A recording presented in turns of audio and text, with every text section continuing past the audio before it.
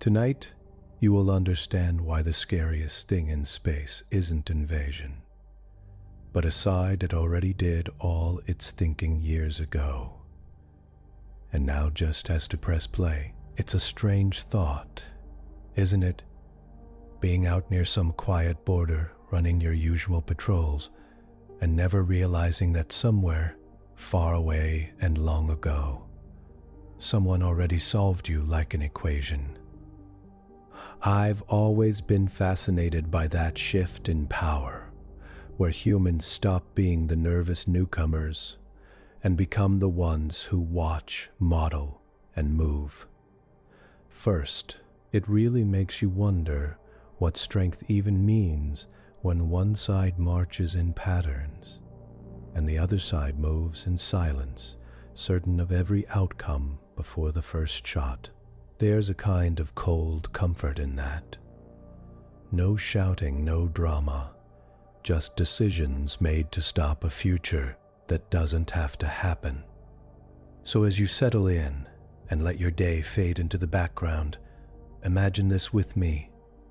An old empire proud of its rituals, tracing the same glowing loops along a border it thinks it owns, and, opposite them, a human fleet so quiet it barely exists on sensors, holding positions chosen by long-dead simulations. Get comfortable, because we're about to drift out to that borderline where Warlord Varkesh Thuan runs his ritual patrol, and Admiral Claire Maddox waits with a silent fleet that has already seen how this night can end.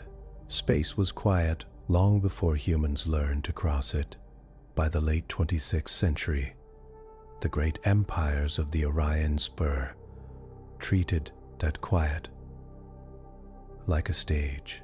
They lit it with patrol lights, filled it with warning beacons, and flew in proud patterns meant to impress anyone watching. Then a new fleet arrived that did not play to the crowd. No banners, no heroic speeches, no loud threats, just dark hulls, cold math, and moves chosen years in advance. This is the story of the night the Zerak Empire tried to put humanity back in its small species place at the border, and met a silence that did not mean fear, but certainty. The Zerak Border near the Orion Spur slept in neat lines of light. Out in the dark, far from any star, a chain of beacons hung in space, like a slow, glowing fence.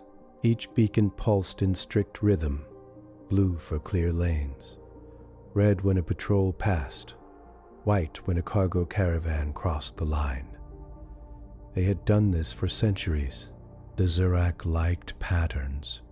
Warlord Varkesh Thuan stood at the forward window of his flagship and watched the patterns with heavy pride. The flagship was an old Zerak design, long and sharp, with armor plates that caught even the faint light of the beacons. Inside, it felt like a temple mixed with a warship. Dark metal walls, carved banners of past conquests, old battle horns resting in clear cases, though no one used them anymore, Varkesh asked. His voice was deep and steady, used to giving orders that were never questioned. Tactician Silith Var stood beside him, narrow hands folded behind their back. Silith's eyes were bright, always moving across the floating data screens. Numbers glowed on the air between them, showing ship positions, fuel levels, sensor sweeps. On schedule, Warlord, Silith said. Outer ring patrol crossing beacon chain 12 now. Inner ring holding formation. Trade lane traffic is light. Varkesh grunted softly, a Zerak sign of approval. The ritual patrol was more ceremony than need. Every Zerak officer knew this. Still, the Empire insisted on it. 3 times every standard cycle, full combat groups swept along the border. They flew in set shapes. They charged their weapons at certain moments. They let their shields flare bright on purpose, just so anyone watching would see the strength on display. It calms the small species, Varkash said, as if reading Silith's private thoughts. They see our ships, they remember their place. Silith allowed a slight smile. Yes, Warlord. The humans have been especially quiet this cycle. No protests about customs checks. No complaints about escort taxes. Perhaps the show is finally enough. Humans, Varkash said, with mild boredom. They burn bright, then fold, loud, then silent. Half courage, half panic. He had seen the files. The brief war at Alpha Lyrae, when a young human fleet had tried to stand up to a minor Zerak patrol and been beaten in hours. The humans had yelled over open channels, begging for talks even as their ships died. So much noise, so little power. They are useful, Warlord, Silith said, good traders. Clever machines, but they lack tradition. The way Silith said the last word carried all the weight of the Empire behind it. Tradition meant ancient victories, ritual patrols, long lists of battles proudly carved into stone. In the darkness beyond the beacons, a group of Zerak destroyers drifted across the line. Their running lights were bright. Their course was smooth and practiced. They looked like performers in a show that had been running for generations, each move memorized. Bring up traffic logs, Varkash said. A new display slid into view. Colored tags marked ships that had crossed the border in the last day. Zerak cargo trains, neutral merchants, slow mining rigs dragging rocks between systems. Each had a transponder code, an ID, a tax note. Humans? He asked. Silith tapped a control. A few dots turned pale green.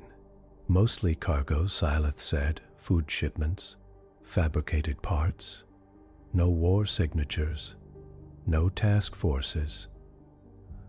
Nothing carrying heavy shields. Varkash nodded. They have learned, he decided. Stay small, pay the toll. Keep the Empire calm behind them. The command deck hummed lightly. Officers watched their stations with practiced ease. No one expected trouble. Trouble this close to the border would be foolish, especially from humans.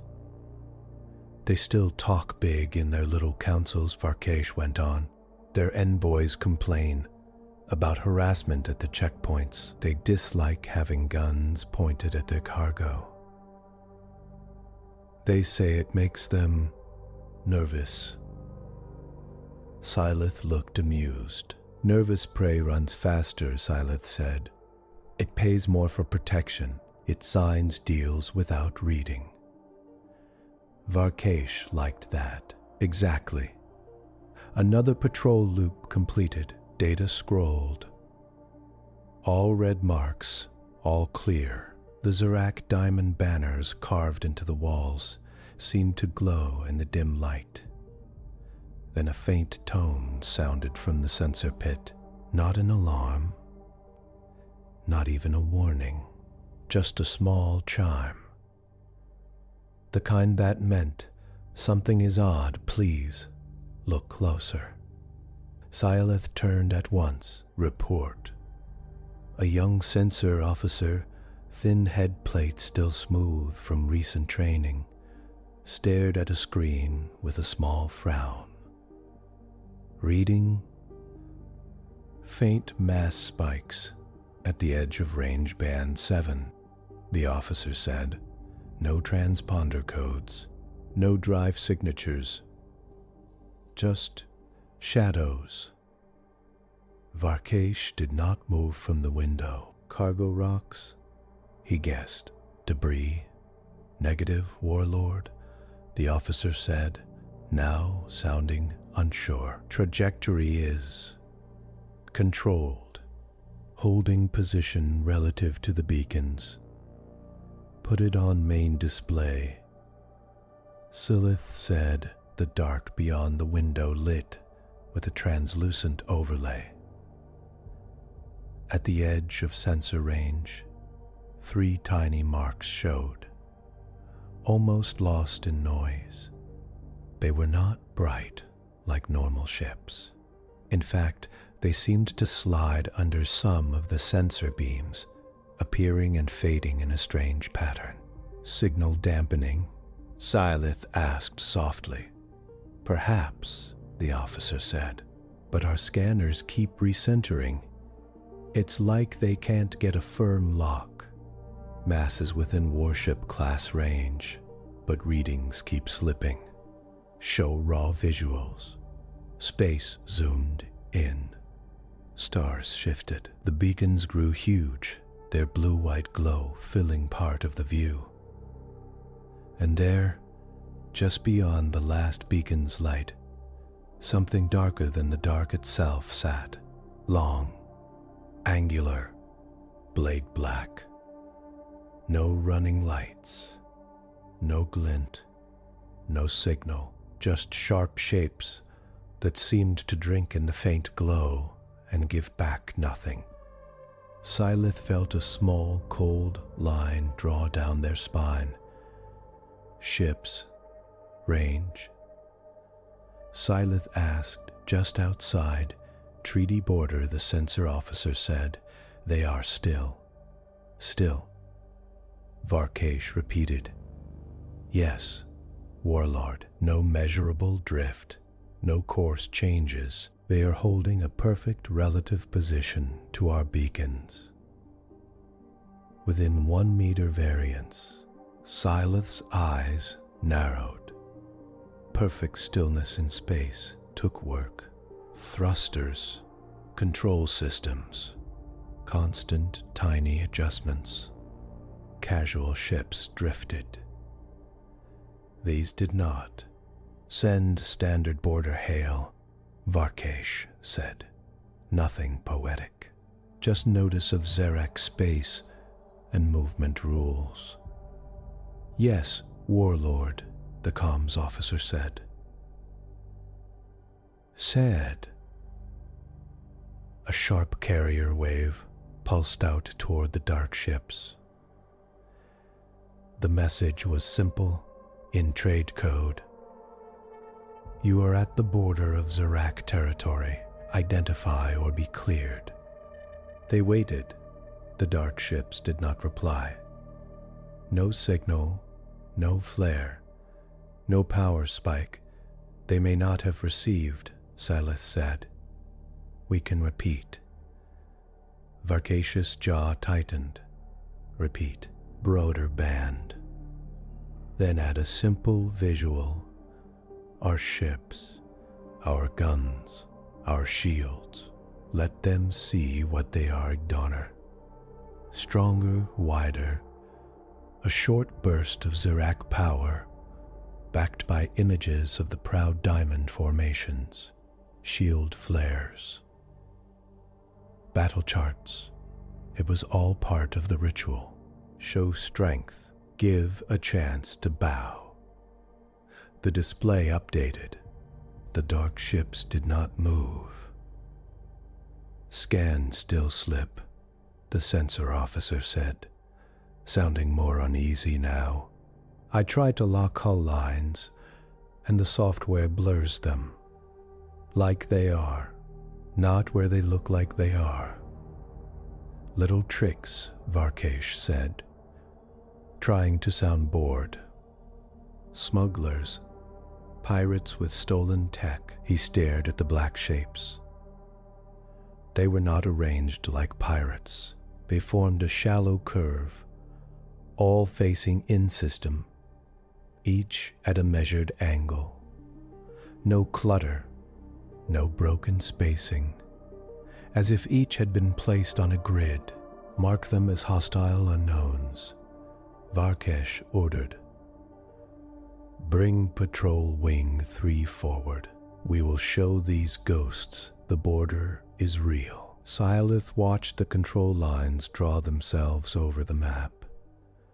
Zerak destroyers turned, their drives burning hot, bright arcs cutting across the void.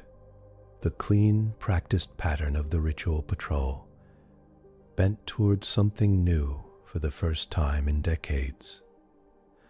The beacons kept pulsing steady and calm. Out past them, the blade-black ships did nothing at all.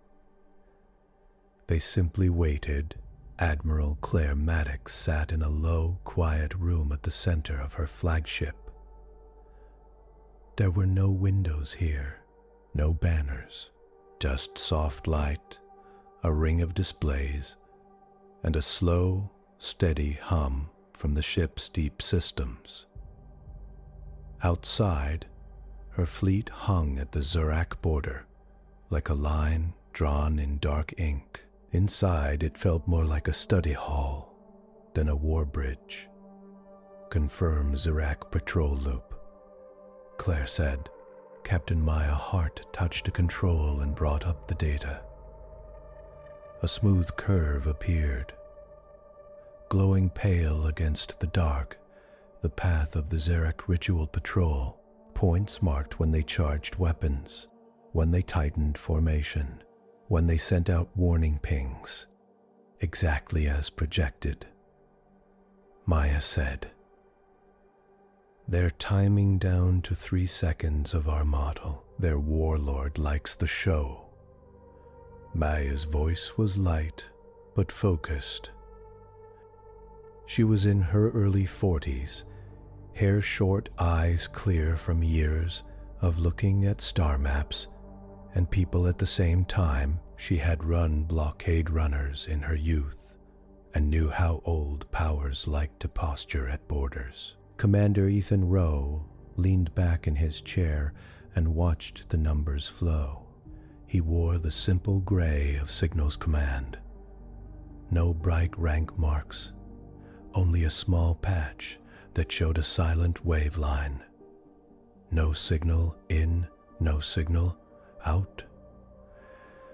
"We're already inside their expectations," Ethan said. "Every motion they make now is pattern, not thought." On a side display, Lieutenant Jonah Pierce checked the predictive engine. Tiny simulated fleets fought phantom battles in the background, running thousands of tests in seconds. Model stability holding at 98%, Jonah reported. Behavior curves match prior Zerak patrols. No major outliers. Claire nodded. "Let's keep it that way," she said. "We are not here to enjoy surprises." The silent fleet had trained for this for years. No speeches on open channels, no heroic charges, just calm, heavy data, and long-term planning. Each move they made now had been chosen back in quiet rooms on Earth, Tethys and Ceres, long before this border night. Humans had learned from past fear, from being stopped at checkpoints and treated like pests, from losing young crews to lessons taught by older empires. The lesson humanity took was simple. Do not play someone else's game. Build new rules. Review the doctrine. Claire said softly, mostly for the young officers in the room. Threat emerges, Ethan said, as if reciting a gentle poem. We check 3 numbers: capacity, intent, and timing. If capacity to harm grows faster than talks, if intent leans toward using that harm, and if timing suggests they will strike first. He glanced at Claire. Then we remove the threat. Claire finished, cleanly. No cruelty, no theater. Maya watched her. We are sure? She asked. It was not doubt, just a final check. The Zerak stopped 3 human caravans this year, alone. Jonah said quietly. They tested our escorts, locked weapons, fired warning shots too near the hull.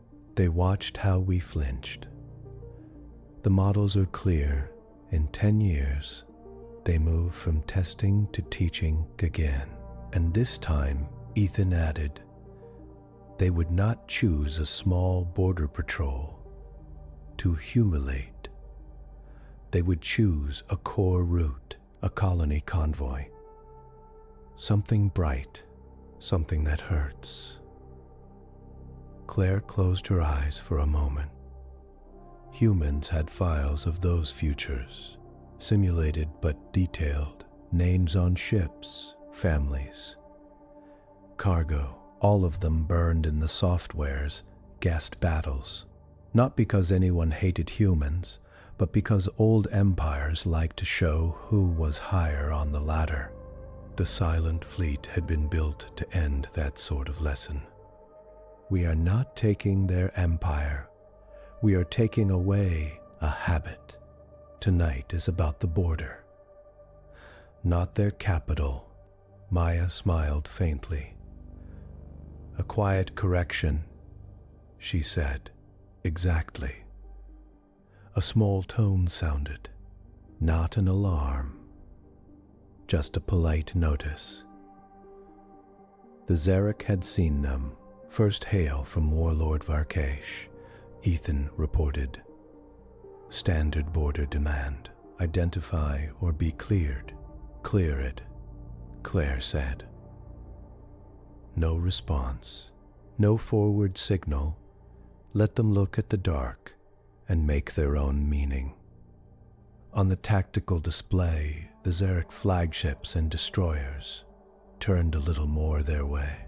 The pattern of their ritual patrol bent, as if some great, slow animal had finally noticed a new shape at the edge of its den. How long until he fires a warning shot? Maya asked. Jonah checked the prediction window. Varies by 1 to 2 minutes, Jonah said. But he will. Their doctrine says 3 hails, then a near-miss shot across the bow. They have done this to us 9 times in the last decade. Models? Claire asked. 89% certainty, Jonah said. 96 if his tactician is Sileth Var. Sileth has a record of strong theater displays. Is it Sileth? Claire asked Ethan. Yes, Ethan said. We caught their command net 3 days ago. Same pairing as the Lyra incident, just older now. Same style. Claire felt the strange stillness of good prediction settle over her. They knew the names. They knew the habits. They knew which formation the Zerak would likely choose when anger rose, not because of magic, but because minds followed patterns, and computers were patient enough to track those patterns across years. Signal dampening stable, she asked. Stable, Ethan said. Our ships look like sensor noise at range. They know we exist, but not where exactly we sit. Outside, the human ships were almost invisible. Their hulls were coated in light-absorbing material. Their profiles broke up into harsh, sharp angles that confused simple scans. Transponders were dark.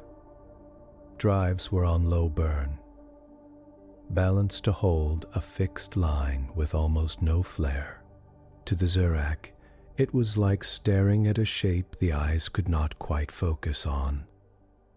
"They will think it is fear," Maya said. Silence.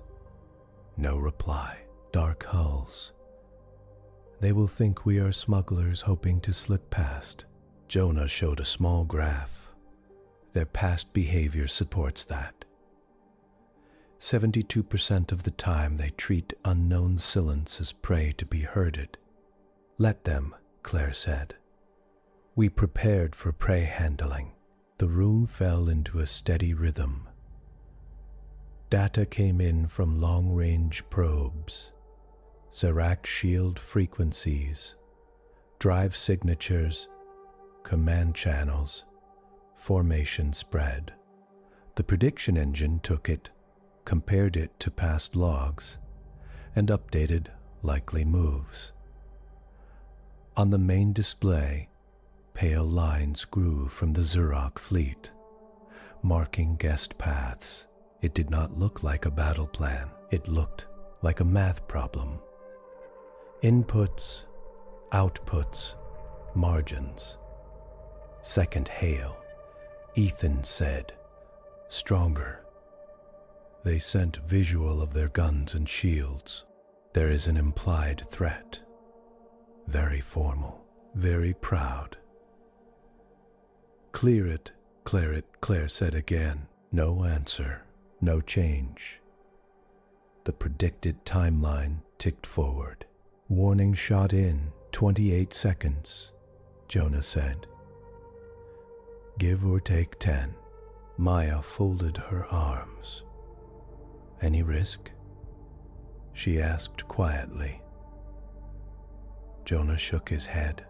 They aim to miss, he said.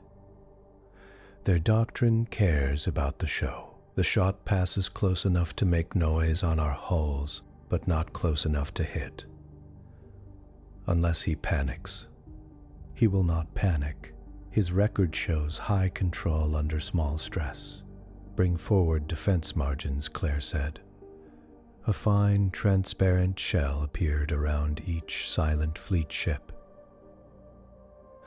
It marked where a near-miss shot could fly and still be inside safe limits. The human ships had already been placed just outside the Zerak's favorite fear lane. It was like standing just beyond the reach of a swinging arm.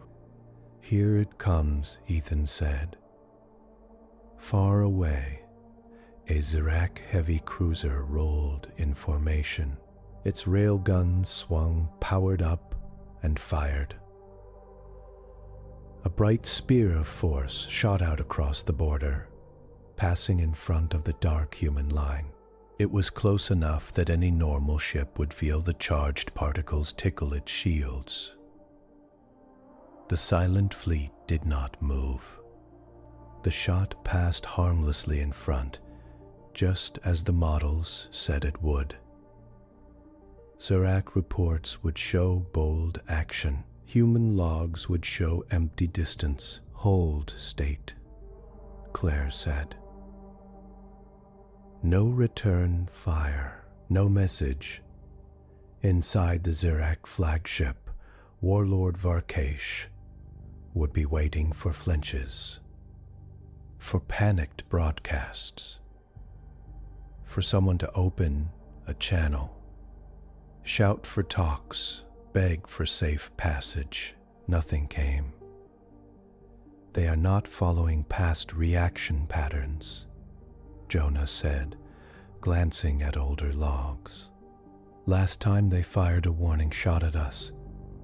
A human captain answered within 6 seconds. That captain is retired, Claire said softly. We are the answer now. Maya watched the Zerak fleet diagram. They expected prey to jump. she said. We did not. Watch their next move, Ethan said. They have a favorite formation right after a failed show of force.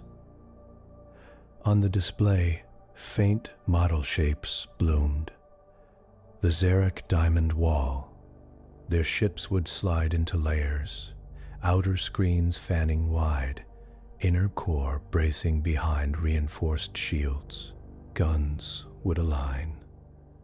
Fire lanes would cross. It was a shape for crushing weaker targets while still looking impressive from the side. Confidence level? Claire asked. 92%, Jonah said. Especially with this warlord. His past logs praise the diamond as the shape of pure power. Claire leaned back. All right, she said.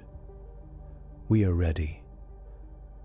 When they move into their wall, we step into the gaps before they know those gaps exist.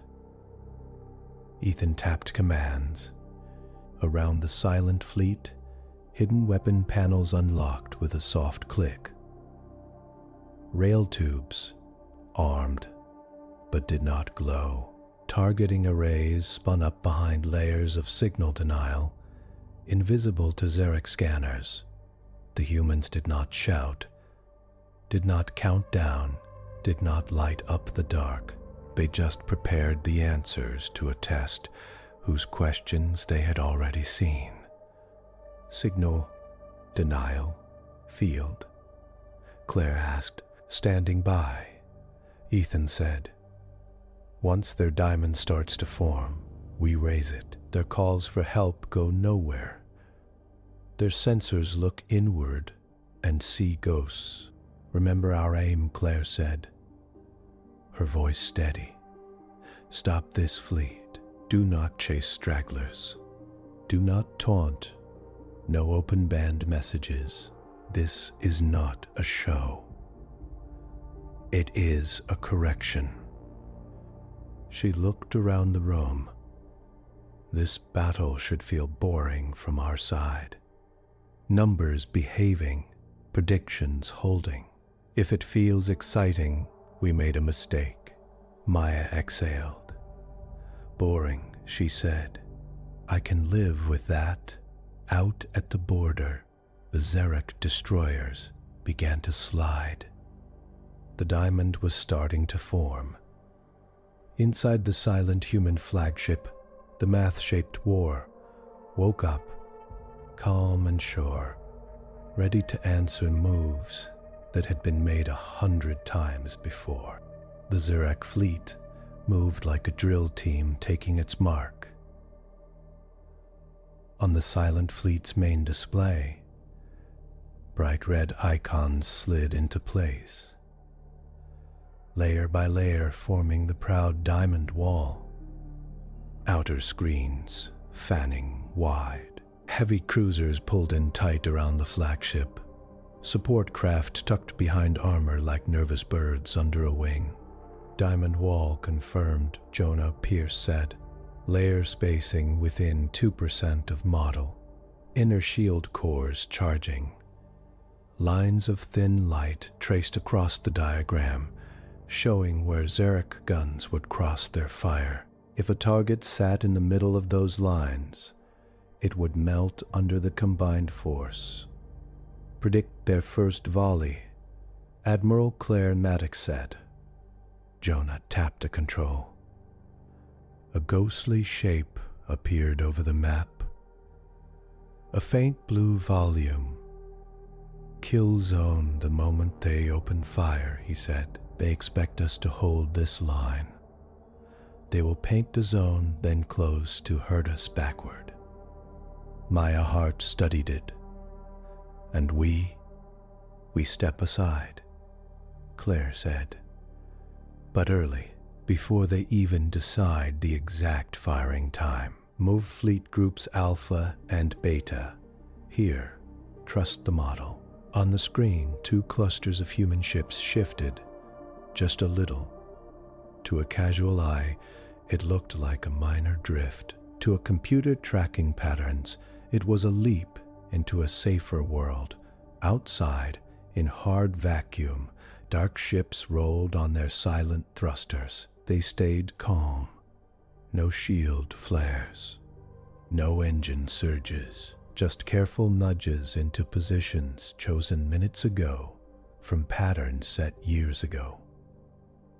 Ethan Rowe watched the incoming Zerak signals. They are locking firing lanes now, he said, energy climbing. They see us where we were, not where we are. Their targeting software is trying to predict our moves based on old human panic charts. Let it, Claire said. On the Zerak flagship, Warlord Varkash Thuan watched his own display with satisfaction. The wall forms, he said. Before him, the diamond took shape. Sharp and dense, it looked almost beautiful in the tactical light. Outer ring ready called a gunnery chief. Middle ring aligning. Flagship batteries on your mark. Tactician Silith Var felt a small knot under the satisfaction. Their ships moved, Silith said quietly. Of course they did, Varkej answered. They will scatter. They always scatter. It makes them easier to channel. Silith zoomed in. Yes. Warlord, Silith said, but they moved early, before we charged weapons, before we signaled attack intent. And the pattern, numbers crawled along the screen, distances, timings. They stepped out of our primary kill zone, Silith said. By guessing, Varkash asked, a slight edge in his voice. They are humans in improvised machines, Silith. They are not minds of pure math. Silith did not argue. Not yet. Outer ring, fire, Varkash ordered. Across the Zerak wall, cannons spat bright trails into the void. Mass drivers flung projectiles faster than some sensors could track. Beam arrays lanced outward in tight, white lines. Space around the predicted human line lit up like the edges of a storm. On Claire's display, the Zerak kill zone blazed alive and found nothing in its center. The first volley passed through the space the silent fleet had held a minute ago. Kinetic slugs tore through empty dark. Beams drew long scars across void that held only distant dust. A few shots came closer, licking at the outer curve of the human line. Shields flashed faintly on two hulls, more from grazing shock than true hits. Damage? Claire asked. Surface heating only, Ethan said. Shields at 99%. They expected us to stay put. Jonah checked the timing. We moved 43 seconds before their fire command, he said. Within model. On the Zerak flagship, the knot in Silith's chest tightened. Impact reports, Varkash asked. Minimal confirmed contacts, Warlord, an officer said, confused. Mostly near-miss interactions. No full kills. Check your sensors, Varkash snapped. We painted that zone thoroughly. We did, Warlord, but targets have slipped. Slightly. Their ships are not where their last visible vectors said they would be. Silith brought up a replay. The human ships had seemed still. Their dark forms had floated at the line. Then, over the last minute, they had glided just aside. Not in a panic jump, not in a wild scatter, They had moved as if stepping out of a drawn circle. Second volley, Varkash said, tighter. Adjust for drift. They cannot dodge everything. As Zerak gunners realigned, Ethan's fingers danced over his console. Signal denial field going up, he said calmly. Invisible waves rolled out from the human flagship, threading through the dark between ships. They did not glow or roar. They simply took hold of energy and twisted it. Comms, beams bent off course. Sensor pulses came back smeared. Zerak comms quality dropping, Ethan reported. Outer ring already having trouble hearing the flagship. Full denial in 30 seconds. Make sure they can still talk to themselves. A little, Claire said. Too clean, a cut, and they panic in ways we did not plot. Give them noise.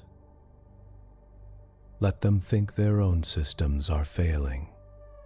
On the Zerak side, confusion spread like a slow leak. Flagship, this is Outer Ring Alpha, we read partial.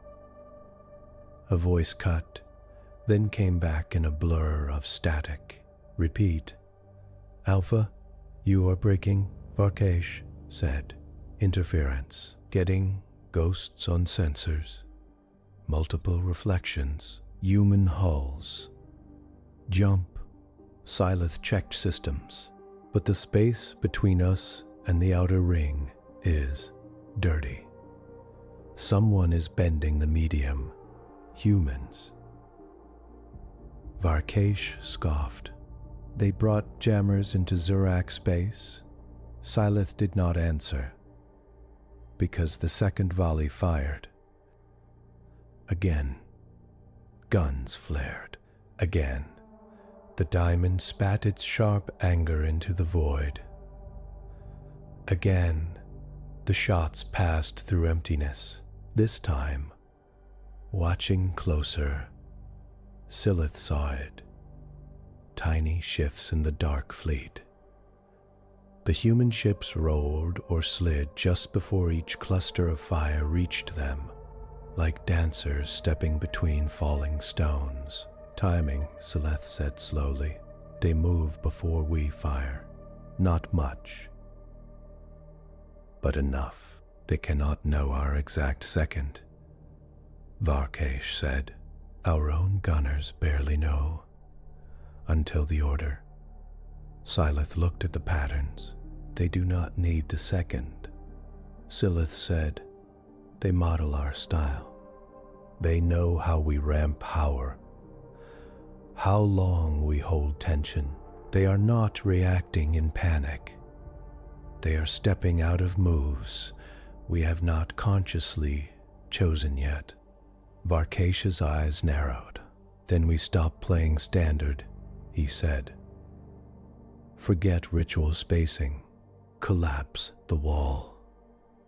Rush them. Crude force is still force. Before Silith could answer, another strange thing happened. From the dark human line, tracers flickered. They were not bright beams that screamed across the map.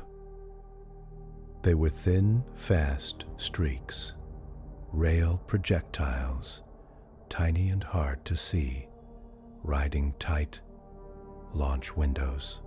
Human fire, called a Zerak watch officer. Low signature. Hard to track inside the silent fleet. Ethan watched with calm focus. First firing solution confirmed. He said, aim for joints. No waste shots. Single impact per target. The silent fleet had no interest in fireworks. Every shot had a job. Every job had been measured. Rail weapons along the human hulls spat dense metal slugs, guided by small correction bursts at the last moment. Cutting beams, narrow and almost invisible, stabbed out only when needed. A Zerak destroyer at the edge of the wall caught 3 slugs in the same meter of hull, right at the seam between shield nodes. Its outer field flared, then fluttered. A follow-up beam slid through the gap and sliced straight into the main power spine. From outside, it looked simple. A proud warship, shields glowing bright, then a dimming, a tilt, and then a silent tearing apart as internal pressure found new exits. Destroyer Kutace lost. Warlord, someone said, stunned. How? Varkash demanded. Targeted at shield node seam, Warlord Syleth answered. Voice tight. They did not waste fire on the center. They hit the weakest point on the first shot. Another symbol blinked out on the Zerak side. Then another. Human guns did not spray. They did not walk fire across armor. They waited, tracked, and struck at joints, sensor stalks, primary rings. Ships that had expected long, glorious brawls died in single, almost neat cuts. Signal denial at full, Ethan said. Zerak flagship can barely reach its own middle ring. Comms reports on the Zerak deck turned messier. Can't see the humans our scopes show them. Distance is wrong.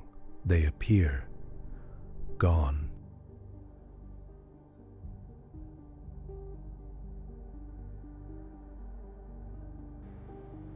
Warkash slammed a fist into the arm of his chair. Local targeting only, he shouted. No reliance on flagship data. Fire at visible hulls. Close range. Ram if you must.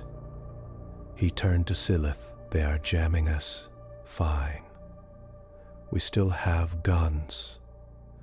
We still have hull. Crush them. Syleth stared at the glowing mess of the display. No warlord, Silith said quietly. We do not have what we think. Look, the human fleet had spread. Not far, not in a wild scatter, but enough to place each ship at a precise distance from several Zerak vessels. Lines of potential fire crossed those spots and found nothing. Human ships filled the empty spaces in the Zerak formation, the tiny zones where angles did not overlap well. It was as if they had studied the diamond and then poured into the parts it could not easily defend. They are riding the gaps in our own shape, Syleth said, using our pride as their shield. On the human side, Jonah felt a quiet satisfaction as the numbers lined up. Mid-battle update, he said. Our projection of their adjustment speed was slightly high. They are slower to adapt than model. It gives us more margin. So we were too kind, Ethan said dryly. Claire watched the kill list building. Target IDs one after another, each with a small note. Shield seam, sensor core, propulsion ring. No ship was hit twice, unless the first strike failed. Keep it clean, Claire said. No venting of life support for show. If a ship is neutralized, stop firing on it. We disarm. We disarm. Maya's eyes flicked to a corner window showing body counts based on hull breaches. Most of their crews are still alive. In those hulks, she said. And waking up in a broken empire, Claire replied. They will have to live with why. The battle did not roar or surge on the human side. It ticked, a destroyer there, a cruiser here. Each time, the silent fleet's gunners accepted or declined shots based not on rage, but on math. Is this target still a threat? Will taking it now shape the battle later? Inside Zerak ships, it felt very different. Guns that had fired in easy drills for decades suddenly found targets that would not stay in the picture. Shots went where training said they should go and hit nothing. Engines burned hot as captains tried to push clear of friendly fire lanes that suddenly felt too tight. Middle ring is collapsing. Someone cried on Varkesh's deck, "We have lost contact with 3 ships." Visual shows debris fields. "Pull back the outer ring," Varkesh shouted. "Guard the flagship. We will cut through their center ourselves." Silith took a breath. "No," Silith said. Varkesh turned, shock and anger flashing. "What did you say?" "If we pull outer ring in, we give them denser targets," Silith said. "They are not firing like prey or raiders. They are picking the clearest lines. Our own grouping feeds them." Varkesh stepped closer. "You suggest we run?" he asked. "I suggest we break pattern," Silith said. "Scatter outward, then reform on new vectors." They are not gods. They are following predictions built on our routines. We must give them surprise. Varkesh stared at the display. The human flagship sat at the far side of the battle, dark and calm. Its shield bubble showed as a faint outline, hardly glowing. It had not yet taken a serious hit. Pride tightened in his chest. "I will not turn this wall into a flock of frightened miners," he said. "Zerak Diamond holds. All ships converge fire on the human flagship. Force them to defend. Crush their center. They cannot be everywhere at once." Silith closed her eyes, just for a second. "This is what they want," Silith said softly. "They are ready for our pride." But the order had gone out. Even through fuzzy links, even through bent signals, the message carried. All guns, all ships, focus on the dark shape at the heart of the enemy. On Ethan's console, alerts flared. "Converging fire paths detected," he said. "They are going for us now. Full focus. Model?"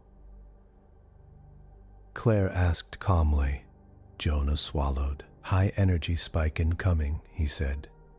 "Worst case, 50 to 60% shield drain in first combined strike if unmitigated." But he brought up a different graph. A gentle rising curve with a sharp bend. "We'd planned for this. Barrier protocol can spread their impact." Claire nodded. "Activate the umbrella," she said, quietly, no flare show. Around the human flagship, the shield barrier swelled. It did not blaze bright like Zerak shields. It thickened, turning from a thin film into a layered shell. Frequencies shifted. Some parts hardened to kinetic blows. Others bent to catch beams and spread them wide. Let them think they have us on the hook. When they commit, we answer. Maya watched the incoming lines grow.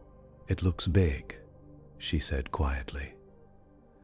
"It is big," Ethan replied. "They are betting their wall on one crush. They think we will try to run and expose weak arcs. They do not know We built the shell for this exact weight. On the Zerak flagship, tension rose like heat. On the Zerak flagship, tension rose like heat. All rings report ready, a gunnery chief said. Firing solutions locked on human flagship. Power fed from secondary systems. At your command, Barkesh lifted his hand. For the Empire, he said. For the Empire, the deck answered. Fire from all across the diamond. Guns spoke, projectiles, beams, energy storms, and focused pulses all curved toward the same point. The silent human flagship, space between fleets filled with killing paths. On the silent fleet's display, it looked like a red wave crashing toward a single stone. Impact in 3, 2, Jonah counted. The wave hit. The flagship's shield barrier went from faint to bright for the first time, layers lighting in sequence as each kind of attack struck. Kinetic slugs slammed into the outer shell and had their force smeared along the surface. Beams burned hot, only to find their focus bent and stretched by tuned fields. Energy readings spiked across Ethan's console. Barrier taking load, he said, jaw tight. Outer layers down to 60%, inner still solid. No direct hull strikes. The ship shook, but only a little. Inside the command room, cups rattled. Not much more. Hold, Claire said. The Zerak watched the same moment from the other side and saw something they had never truly believed possible. Their combined fire, the proud crush of the diamond, hit the human center and did not punch through. Report. Varkesh roared. Direct hits across target, Warlord. An officer said, but barrier integrity remains. They reshaped our output. Counselors and junior officers stared at the image, their own power drawn over a shell and slid off like rain on armored glass. Silith felt something inside give way. They knew, Silith said hoarsely. They built that barrier for us, not in panic. Long before tonight, they studied our guns, our favorite loads, our timing. This shield is not general. It is a mirror for the Zerak diamond. Varkesh stared, unbelieving. No shield holds forever, he said. We keep firing. Warlord Silith said, voice now cold and clear. They let us build this shape. They let us feed them this shot. Because while we were winding up, they were aiming. On the human flagship, Claire gave a small nod. Return fire, she said. Priority, take out ships that glue this wall together. Leave their edges blind. The flagship seemed to open. Panels that had stayed flat, all battle slid aside. New weapon housings rotated into view. Fine-scale targeting systems, held in reserve until now, aligned on the brightest points of the Zerak wall. Kama relays, fleet coordinators, shield projectors, solution on Zerak flagship escort group. Ethan said, suggest we cut their eyes first. Approved, Claire said. A tight cluster of rails and beams fired from the human center. They did not spread across the diamond. They stabbed straight into the narrow band of ships around the Zerak flagship that handled long-range sensing, targeting corrections, and link balancing. One support cruiser lost its main array to a beam that carved a perfect ring through the dish, sending it spinning away. A second took a rail slug through its comm core, cutting power and leaving it adrift. A third had the small, fragile spire that held its battle computer's entanglement node neatly sliced off. On Varkesh's deck, data walls went dark. Support group Thal gone. A tech cried, "We lost their feeds." Whereas outer ring fire correction, another shouted, "We cannot see their updates." The diamond wall, once a single proud shape, became a set of half-blind fragments. They cut the joints, Sileth softly, just like they cut our ships. They are not breaking our armor. They are breaking our math.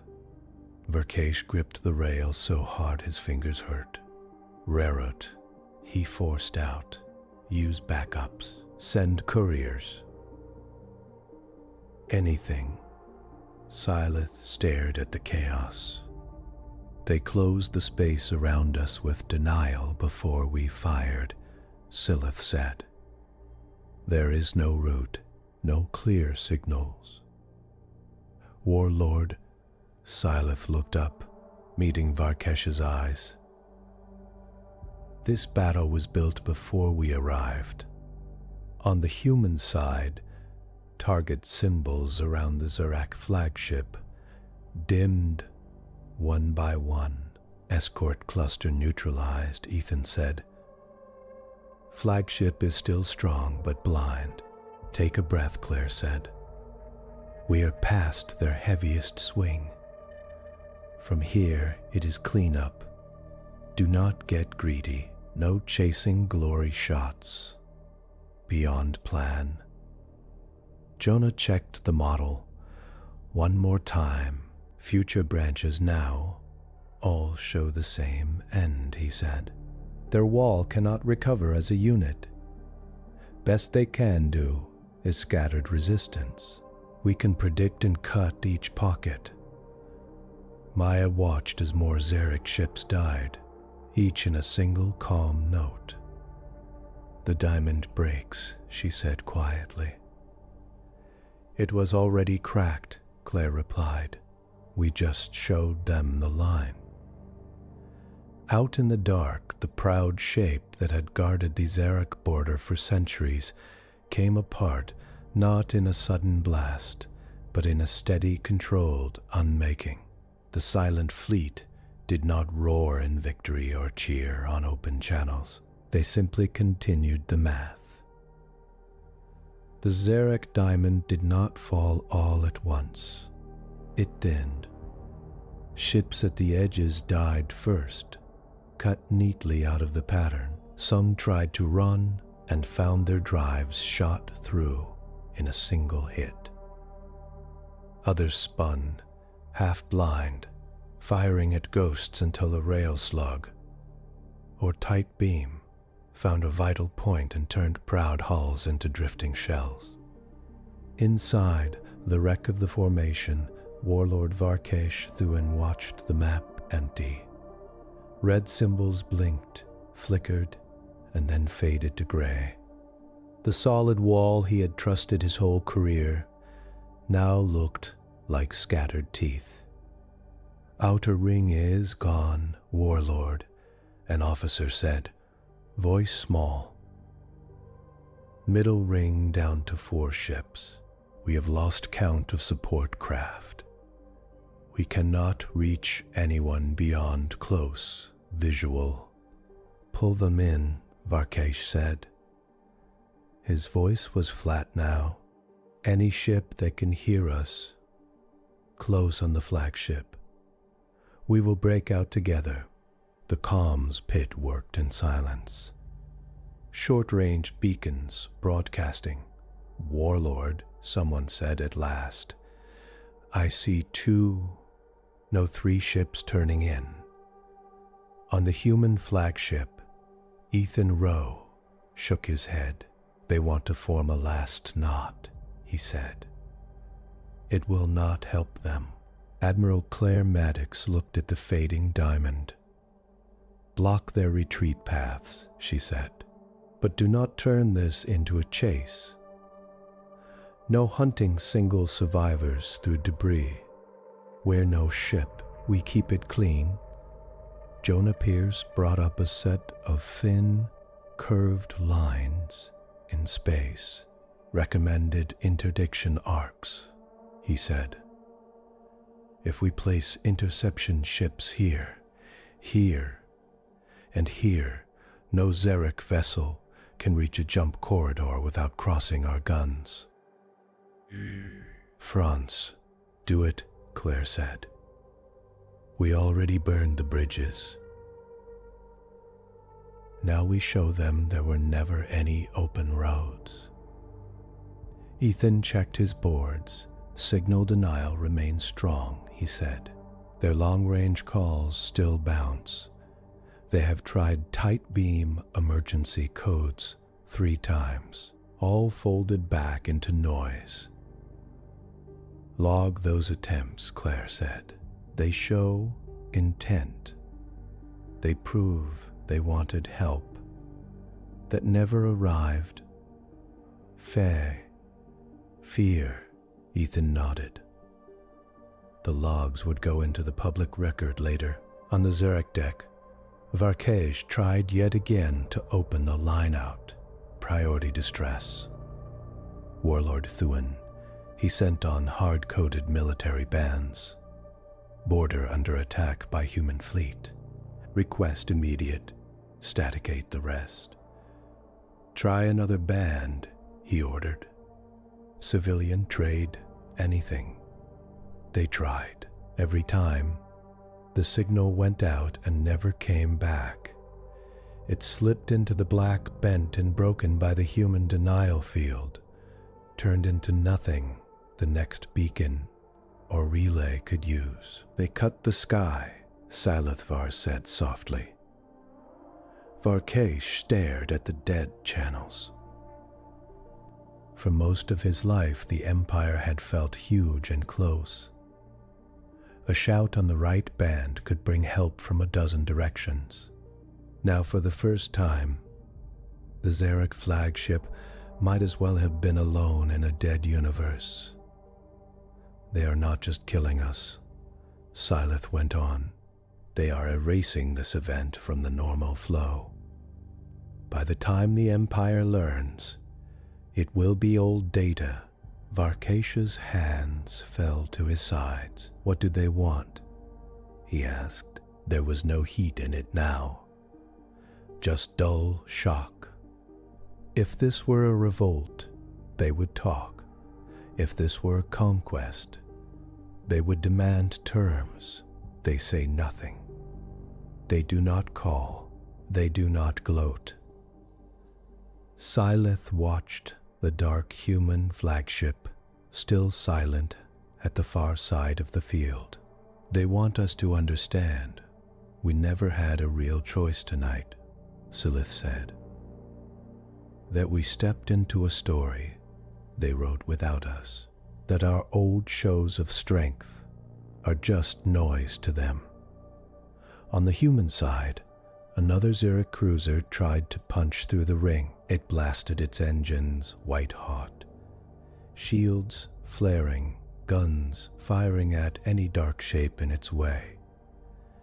It did not last long. 3 human ships angled in, fired as one, and took out its drives and main spine in a short, bright moment. The wreck tumbled, shields dying, but the hull did not crack fully. Threat neutralized, Ethan said. Life signs still present. Log and move on, Claire said. Next target. The last living Zerak ships drew in around their flagship.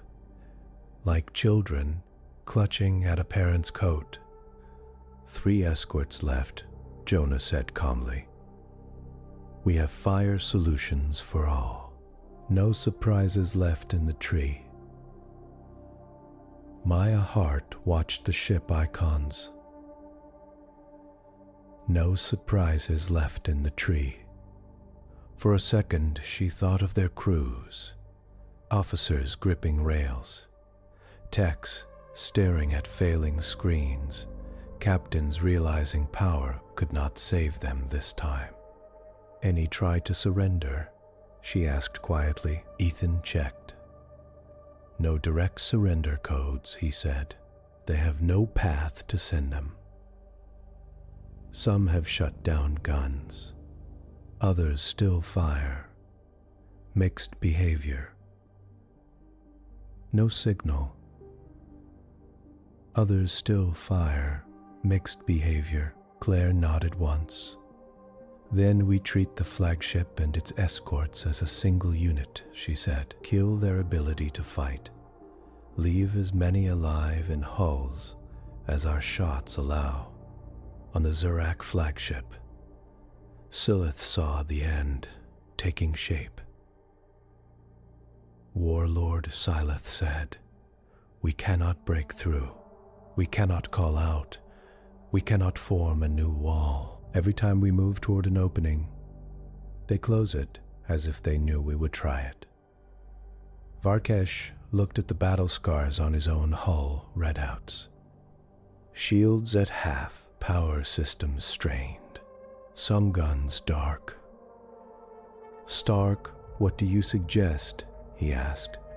The old Varkesh, the proud diamond warlord, would have shouted down any word that even sounded like retreat. The Varkesh standing here felt emptied. Silith took a slow breath. Survive, Silith said. You must live to tell the Empire this is not weakness. This is something new. We thought humans were small. We thought they were loud and blind. We were wrong. Varkesh hated the truth in that. How, he asked, how do we survive when they planned even this conversation? By giving them nothing more to correct, Silith said. Stop fighting. Power down heavy weapons. Drop our shields to level 3. They did not come here to exterminate our species. If they did, they would bombard our worlds. They came to break a habit at this border. Varkesh almost laughed. You trust our enemies. Restraint now. I trust their pattern, Silith said. They have been precise so far. No wasted shots. No attacks on escape pods. No hits to life support when a power core shot would do. They aim at what we use to hurt others, not at our bodies. Silence fell around them. At last, Varkesh nodded once. Order all ships, he said, voice steady again. Weapons to stand by. No more firing. Shields to low passive. Show them that the wall has dropped its horns. The orders went out on tight, shaky beams. One by one, the last Zerak ships around the flagship flicked their guns dark. Shield levels dropped from blazing walls to soft glows. They were not open targets, but no longer bristling for attack. On Ethan's console, alerts shifted. They are cutting power to weapons, he said. Not a trick that I can see. Heat signatures dropping, shield loads falling. Matches one of our branches, Jonah said, scanning the model. Low choice, likelihood, but it was there. Surrender without a word. Claire studied the map. Confirm that none are charging jump drives.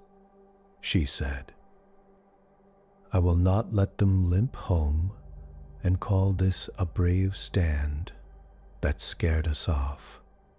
Drives show low trickle. Only Ethan said, no surge, no spin up. They are still. Maya let out a slow breath she had not known she was holding. They are done, she said. They are corrected, Claire replied. She gave new orders, voice calm, target remaining ships, main guns, and drive nodes, only day. No shots at bridge towers.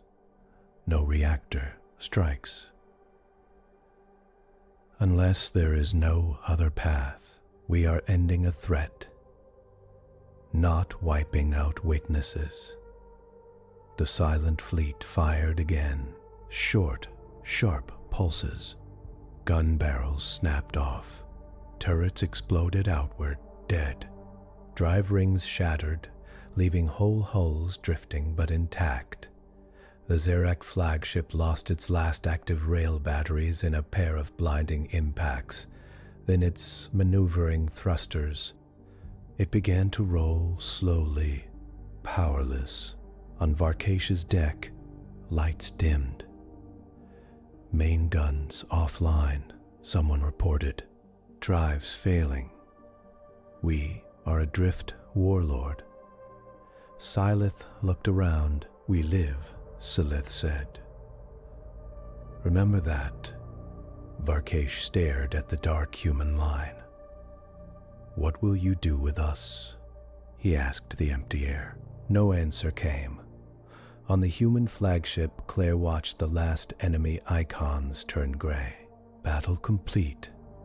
Jonah said, all hostile fire capacity removed. Most hulls intact. He checked. 3 ships with heavy damage, all still alive. 4 with moderate. Crew casualties low compared to model worst cases. Signal denial? Claire asked. Hold it for another hour, Ethan said. There may be automatic Zerak probes. Listening. Then taper off, Claire said. Let the galaxy hear only the quiet aftermath. Maya sat back. So that's it, she said. The border wall is gone.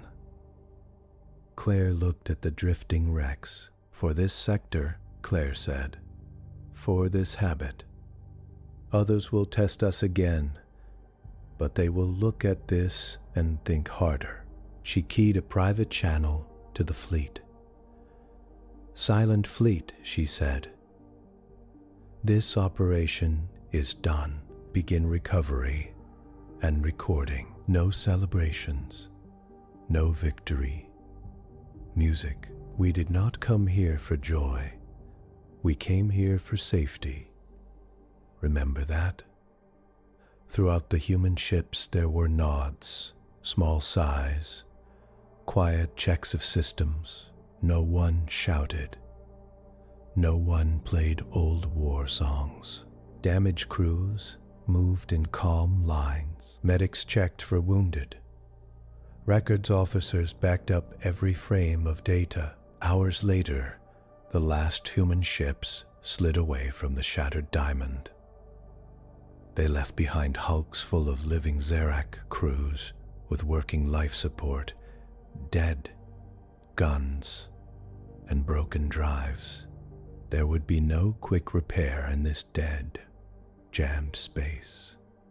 Rescue would take time to think.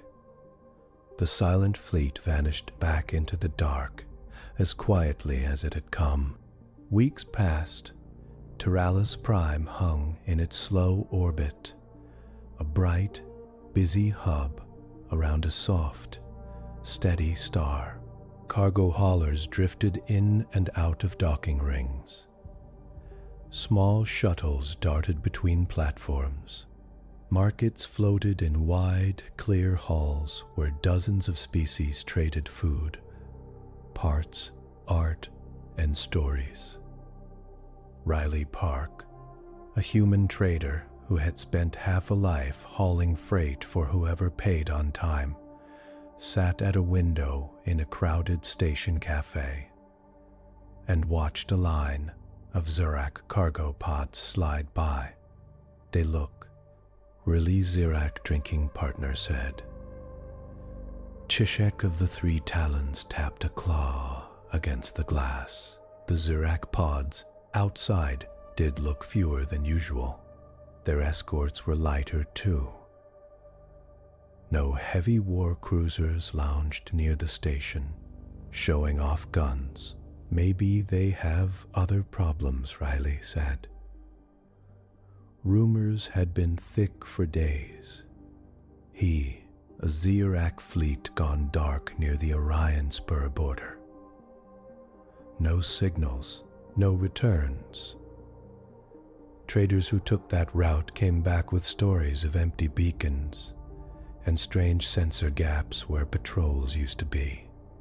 "Or maybe your people did something," Zizek said, eyes curious. "The humans have been very quiet lately." "Quiet can mean danger." Riley shrugged.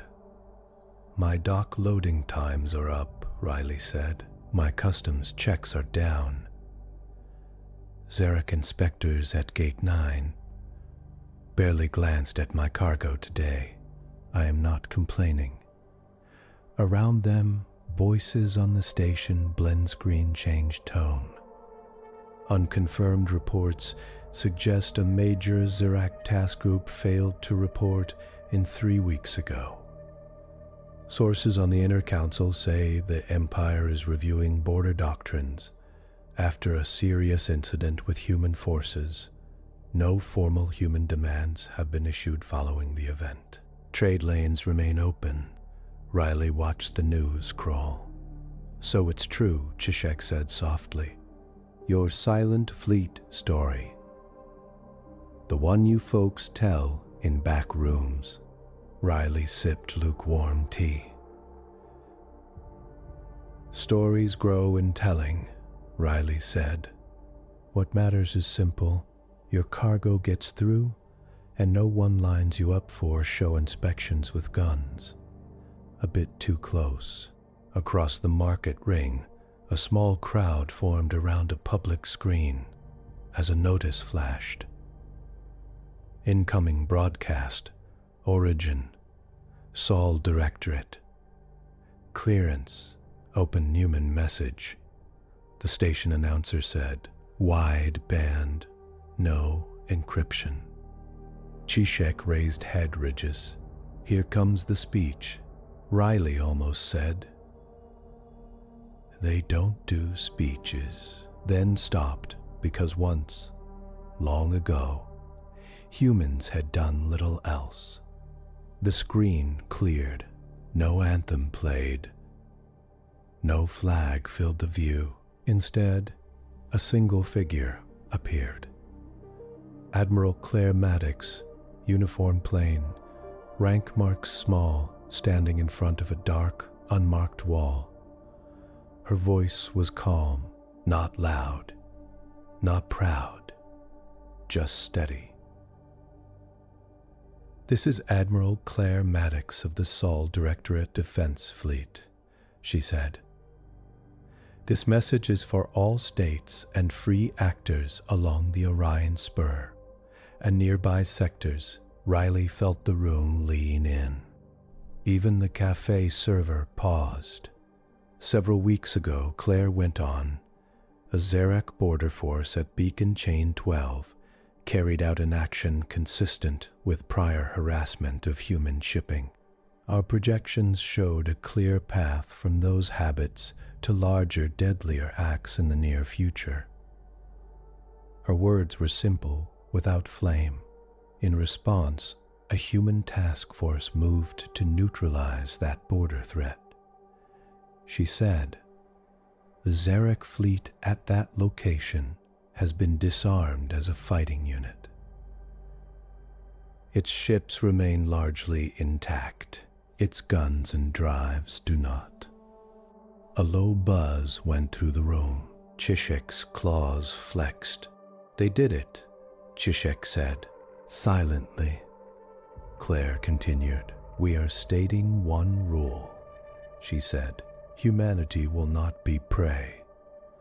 We will not accept lessons at borders. We will not accept random tests of our courage by states that treat smaller fleets as toys. Any force that builds doctrine around such acts should understand this. We will model your habits, we will move before your worst choices, and we will remove your capacity to harm us. She did not shake a fist. She did not smile. We do not seek conquest, she said. We are not claiming Zerak space or any other. Trade may continue, transit may continue, talks may continue. We are not closing lanes. We are closing a style of threat. Her eyes seemed to look straight into every cafe, every hall, every private cabin, watching other empires, large or small, she said, should take note. If your doctrine treats human lives as useful targets for public fear shows, adjust that doctrine now. There will be no long warnings. This message is the warning. After this, there's only math. The room was very quiet. Claire gave a small nod. End of message, she said. The screen went back to news scrolls and station ads. No extra spin, no grand music. Riley sat back. That's it? Cheshik asked. No list of demands? No tribute? No call for seats on Zerak councils? Riley shook a head slowly. That's not why they built the Silent Fleet, Riley said. They built it so that the next time someone thought, they scare the humans. It will be good for morale. They would also think, or we might lose a whole fleet in the dark. Chishek clicked a beak in thought. Fear, then, Chishek said. Riley thought about it. Respect, maybe. Riley said. Fear says they will hurt us because they enjoy it. Respect says they will stop us if we cross a line, then leave. Across Teralis Prime Station nets, conversations lit up. Zerak merchants called home, only to get careful, bland answers from Central Command. Rumors claimed Varkesh Tuan had been recalled in shame, or hidden, or quietly listened to in a closed room. No clear truth came out. Smaller powers adjusted their patrol rules. A few border captains of other empires quietly turned down the volume on their own rituals. No more near-miss shots at human cargo. No more bold inspections that forced freighters into tight boxes where guns pointed at every hatch.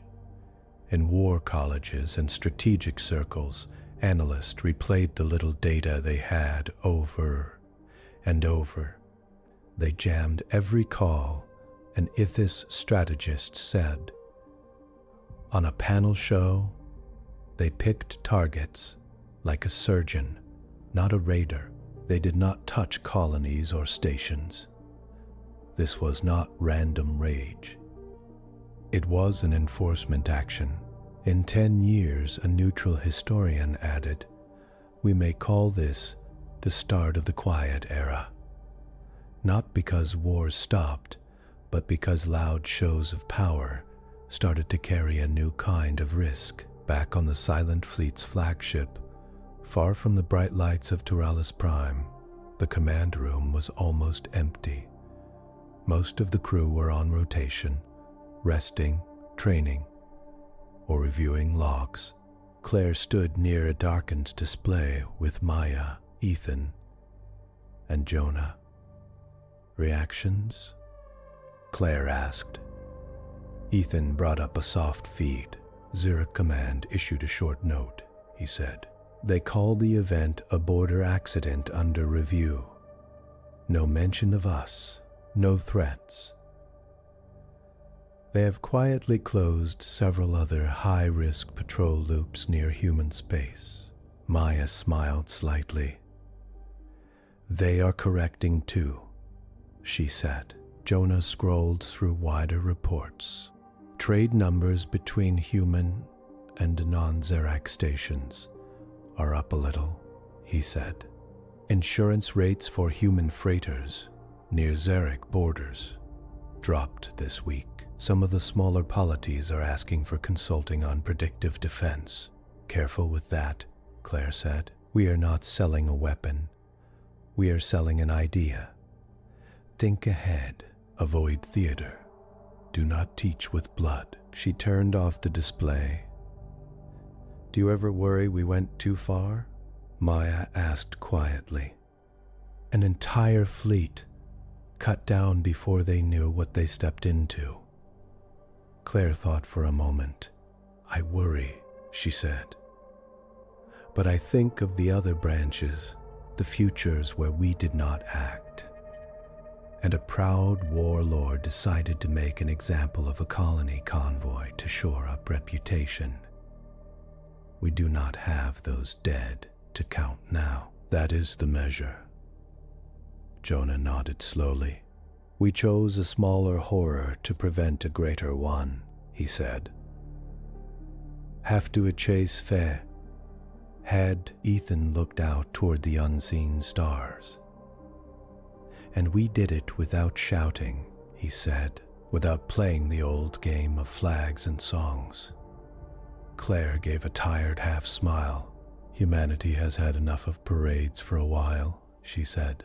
If history remembers this night, I wanted to remember that when we had the power to burn an empire's border worlds, we chose instead to cut guns and then go home. She straightened. Our task now is simple, she said. Stay ready, stay quiet. Only move when the math is clear, and when we do move, leave behind as much life and as little pride as possible. Outside, the silent fleet drifted in the dark, transponders off, hulls black, engines low. No statues would ever be raised for it. No catchy songs would reach schoolyards about the breaking of the diamond wall. But across the Orion Spur, in ports and palaces and patrol ships, something had shifted. A human caravan asked for a path through a Zerak checkpoint, and the inspector waved it through with only a brief scan. A young Zerak officer suggested firing a teaching shot at a slow human freighter and was quietly overruled. A small border state rewrote its manual. Do not provoke human fleets for morale drills. The galaxy kept turning. Trade lanes shone with the steady light of beacons. Patrols still flew, but some did so with less swagger. War colleges added a new case study, the Silent Fleet Engagement, year 2580. No human fleet raised a banner over a conquered world. No empire fell that day. Instead, a line was drawn in cold, careful numbers and held by people who had learned from fear and chosen to move beyond it. Whenever in years to come, a commander far away thought about sending a shot a little too near a human hull, a memory would stir. A dark line of quiet ships at a border, a fallen diamond, and a simple message that needed no music. Humanity will never be prey. Then, more often than not, that commander would lower the guns, adjust the orders, and let the ship pass